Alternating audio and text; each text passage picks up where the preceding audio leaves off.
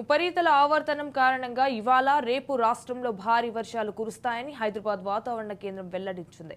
ఇవాళ ఉమ్మడి ఖమ్మం, నల్లగొండ, సూర్యాపేట, రంగారెడ్డి, వికారాబాద్, మహబూబ్ నగర్, నాగర్ కర్నూల్, వనపర్తి, గద్వాల్, నారాయణపేట జిల్లాల్లో భారీ వర్షాలు పడతాయంది.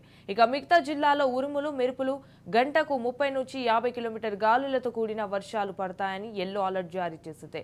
అటు 2 రోజుల్లో రుతుపవనాలు రాష్ట్రానికి రానున్నాయి.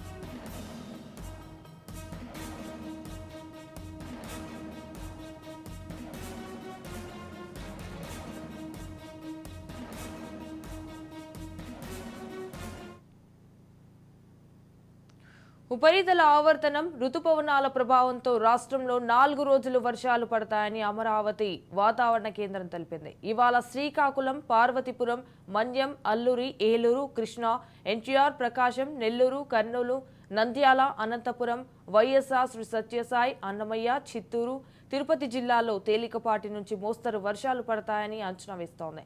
మిగతా చోట్ల తేలికపాటి జల్లులు కురుస్తాయని వెల్లడించింది.